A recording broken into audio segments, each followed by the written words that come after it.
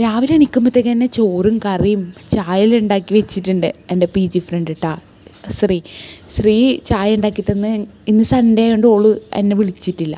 എന്നിട്ട് രാവിലെ ഞാൻ ഓട്സ് ഉണ്ടാക്കി. ഇന്ന് ഞാൻ വിചാരിച്ചു ഇനി ഈറ്റിംഗ് ഡേ ചെയ്യാമെന്ന് വിചാരിച്ച് അങ്ങനെ ഞാൻ ഓട്സ് കഴിച്ചുകൊണ്ട് പിന്നെ ഞങ്ങൾക്ക് ഓഫീസിൽ പോകാനുണ്ടായിന്.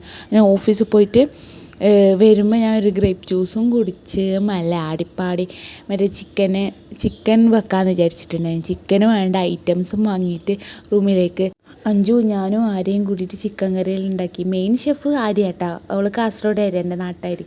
അങ്ങനെ നമ്മൾ കമ്പനി ആയത്. പിന്നെ നുണയെല്ലാം പറഞ്ഞ് സമയം പോയി. മഴയായതുകൊണ്ട് പുറത്തിറങ്ങാൻ പറ്റിയിട്ടാണ്. പിന്നെ വൈകുന്നേരം ആകുമ്പോൾ ഒന്ന് കോഫി കുടിക്കാൻ പോകാൻ വിചാരിച്ചു. അപ്പോഴത്തേക്ക് നാട്ടിൽ പോയിട്ട് നമ്മളെ ഫ്രണ്ട് വന്ന്. അപ്പോൾ ഓൻ വരുമ്പോൾ കുഴലപ്പം നമ്മൾ ഇവിടുന്ന് വാങ്ങി കഴിച്ചത് കേട്ടോ, ചായയും കുഴലപ്പവും. പിന്നെ ഓൻ വരുമ്പോൾ ചക്ക മൂടയും പിന്നെ ചക്കപ്പഴം കൊണ്ടുവന്നിട്ടുണ്ടായിന്. അപ്പോൾ അങ്ങനെ അത് കഴിച്ച്. അത് വേറെ ഫീൽ. ഇത് അമ്മേനെ മിസ്സായിട്ട് കഴിയുന്നുണ്ട് കേട്ടോ. ചക്ക വീട്ടിൽ മുറിക്കുമ്പോൾ എല്ലാം എന്നെ ഓർത്തിട്ട് മാളു നിൽക്കുക എങ്ങനെ കൊണ്ടുത്തരും, ഭയങ്കര സങ്കടമായിരുന്നു. പക്ഷെ ചക്ക കിട്ടിയിട്ട് നമുക്ക് സന്തോഷമായിട്ടാ. ചക്ക കിട്ടിയിട്ടാ. ഈ വർഷം ചക്ക തിന്നാൻ പറ്റുമെന്ന് തന്നെ ഞാൻ വിചാരിച്ചിട്ടാ.